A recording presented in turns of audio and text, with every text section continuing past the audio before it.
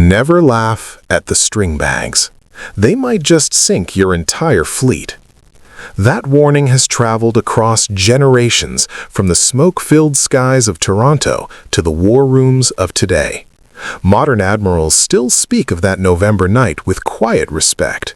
They show young officers the black and white photographs, the listing battleships, the burning oil, the tiny biplanes caught in the glare of searchlights.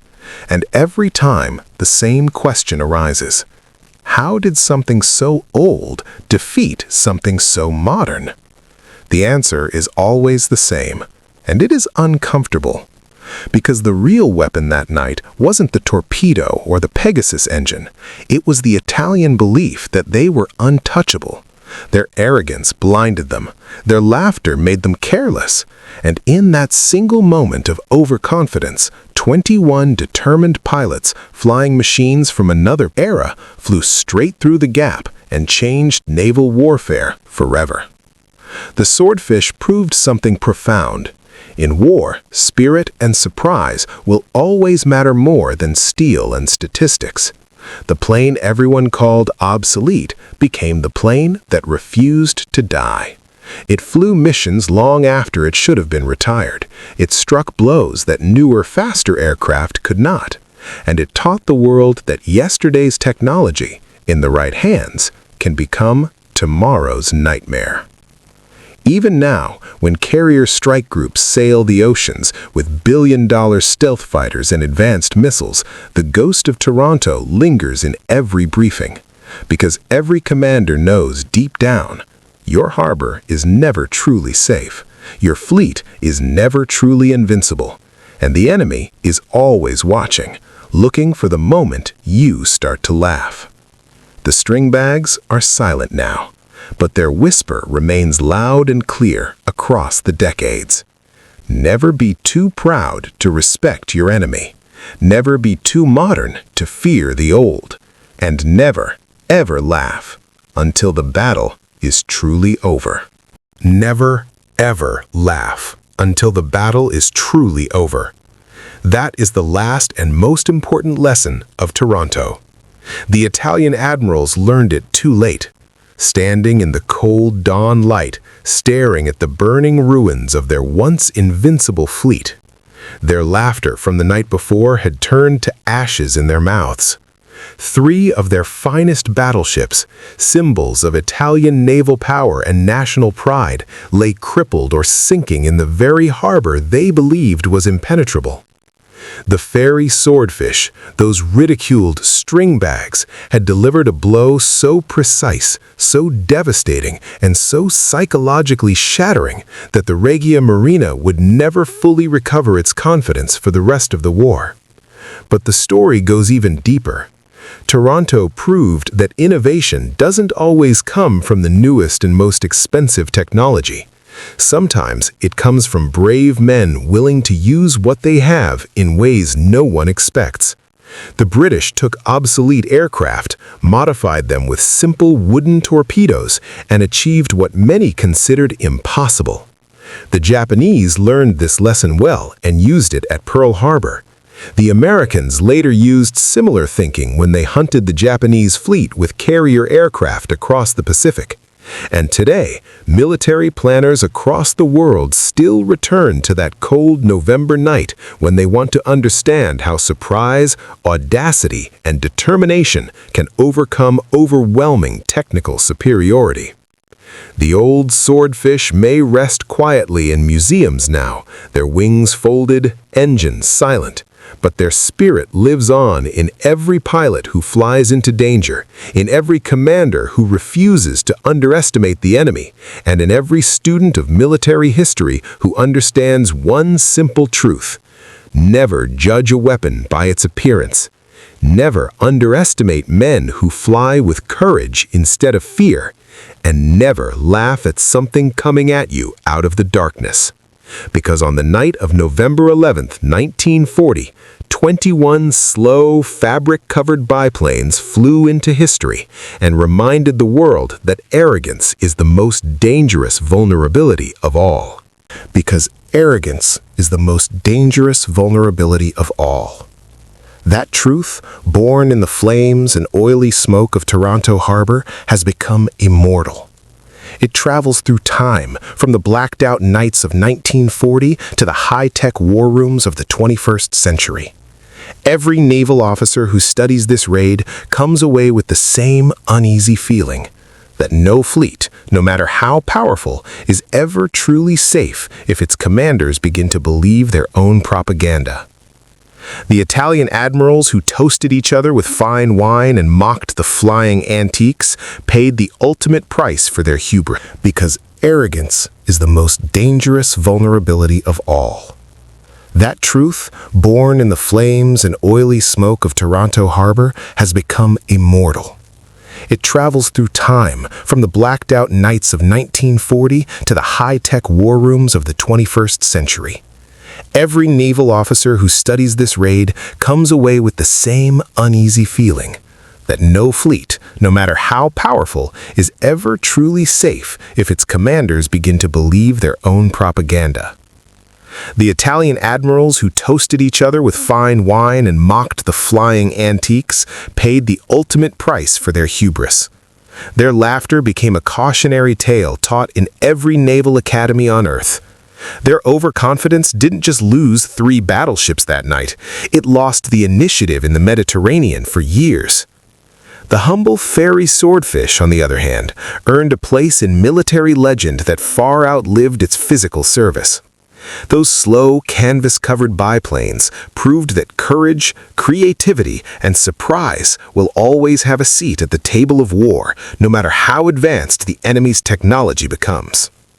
Even now, when billion-dollar stealth fighters scream across the sky and nuclear-powered carriers dominate the oceans, the spirit of Taranto remains relevant.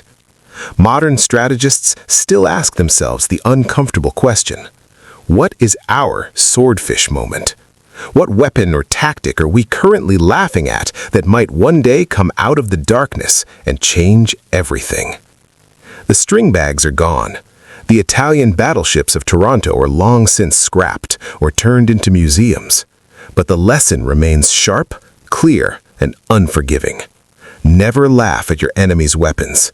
Never dismiss what looks old, slow, or ridiculous. Because on one cold November night in 1940, 21 obsolete biplanes flew into history and taught the world that sometimes the most devastating blow comes from the thing you least expect. And that lesson will never grow old. That lesson will never grow old. Because some nights refuse to be forgotten. November 11th, 1940 was one of those nights.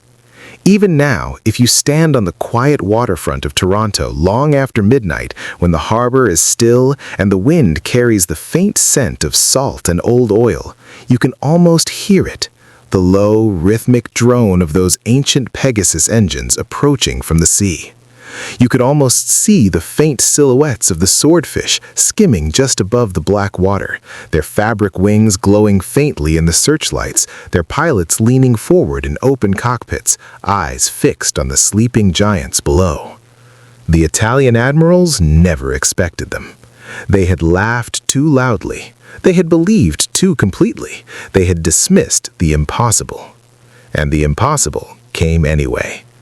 In less than 2 hours, 21 slow biplanes flying at barely 90 knots achieved what no battleship or modern bomber had been able to do.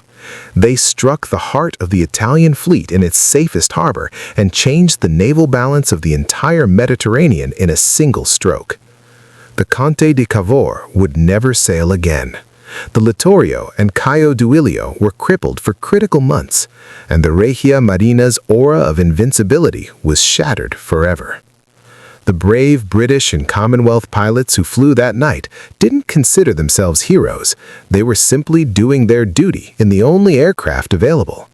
Yet their courage turned obsolete machines into legends. The Swordfish didn't just win a battle that night. They exposed the deadly danger of arrogance. They proved that determination can overcome technological inferiority. And they delivered a warning that every navy in the world still hears today. No harbor is truly safe. No fleet is truly invincible. and no weapon should ever be laughed at until the last explosion has faded. That is the immortal legacy of the string bags. That is the immortal legacy of the string bags. A legacy written not in steel, but in fire, courage, and one unforgettable night of humiliation and triumph. Even today, when the last veteran of Taranto has passed away, the story still grips anyone who hears it. Military historians, naval officers, and storytellers return to it again and again, not because it was the biggest battle, but because it was the most humbling. It showed the world that pride can sink faster than any torpedo. The Italian admirals who laughed so confidently in their warm club that evening never recovered their reputation. Many were quietly removed or sidelined. Their fleet, once a proud symbol of Mussolini's new Roman Empire, spent the rest of the war largely confined to harbor or operating with extreme caution. The British, by contrast, celebrated quietly. The Swordfish pilots received their decorations with typical understatement. But among the men of the Fleet Air Arm, the name Taranto became sacred. It was proof that the Royal Navy could strike anywhere, with anything, if the men were brave enough. And the Japanese? They studied the raid like scripture. They copied its tactics, improved upon them, and delivered their own devastating version at Pearl Harbor. In doing so, they set in motion a chain of events that would eventually lead to their own downfall. History has a long memory and a sharp sense of justice. The old Fairey Swordfish biplanes are mostly gone now, a few preserved in museums, their wings carefully patched, their cockpits empty. But every time one of the surviving string bags is rolled out and its engine coughs to life, people still stop and stare in quiet awe, because they know what those slow, ugly, fabric-covered planes once did. They humbled an empire. They changed a war. And they taught the world a lesson that will never be outdated. Never laugh at the weapon flying toward you out of the darkness. Because on the night of November 11th, 1940, the laughter stopped and the explosions began. Because on the night of November 11th, 1940, the laughter stopped and the explosions began. And in the terrible silence that followed, the Italian Navy was never the same again. The next morning, as the sun rose over the burning harbor, the full scale of the disaster became painfully clear. 3 battleships, the backbone of Italy's naval power, were either sinking or crippled. The harbor was choked with oil and debris. The once proud sailors, many still in their dress uniforms from the night before, worked in stunned silence to save what they could. The arrogance that had filled the officers' club just hours earlier had completely evaporated. In its place was a cold, sobering realization. The rules of war had just changed, and they had been on the wrong side of that change.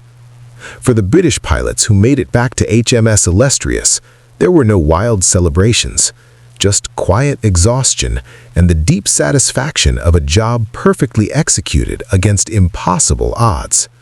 They had flown into the lion's den with obsolete aircraft and flown out having struck a blow that echoed around the world. But perhaps the most lasting impact was felt far beyond the Mediterranean. The Taranto raid became a masterclass in naval aviation. It proved that aircraft could decisively defeat battleships in their own anchorages. It showed that creativity and bravery could overcome superior numbers and modern defenses, and it planted a dangerous idea in the minds of every naval power on Earth. An idea that would explode into reality at Pearl Harbor 1 year later. The string bags didn't just damage 3 Italian battleships that night. They damaged an entire navy's confidence. They damaged the myth of invincibility. And they gave the world a new way to wage war. They gave the world a new way to wage war. And the world would never be the same again. The raid on Taranto marked the true beginning of the carrier age, the moment when naval aviation proved it could decide the fate of entire fleets without a single battleship firing its guns. The old gods of naval power, the massive, heavily armored dreadnoughts, had just been humbled by wood, canvas, and courage. In the weeks and months that followed, every major navy frantically reevaluated its strategy. The Americans studied the reports closely. The Japanese studied them even more obsessively. The Germans watched with growing concern. Suddenly, the aircraft carrier was no longer a supporting player. It had become the queen of the seas. The humble Fairey Swordfish, that ridiculed biplane everyone had called obsolete, had just accelerated the obsolescence of the battleship itself. For the Italian people, the shame ran deep. Mussolini's propaganda machine tried desperately to spin the disaster, but the truth leaked out. Sailors whispered about the night the sky caught fire. Officers avoided eye contact in the mess halls. The Regia Marina, once so proud and confident, became a cautious, defensive force for the remainder of the war. Meanwhile, in Britain, the Swordfish crews became quiet heroes. Their exploit was celebrated in the halls of the Admiralty and in the hangars of every carrier in the fleet. The stringbags had earned their place not just in history, but in legend. Yet the greatest tribute came from their former enemies. Years after the war, when Italian and British naval officers met as friends, the Italians would often raise a glass and say with a wry smile, "To the stringbags, the ugliest planes that ever sank our battleships." And the British would smile back and reply, "To Taranto, the night you stopped laughing." That single night in November 1940 did more than damage 3 battleships. It sank an era.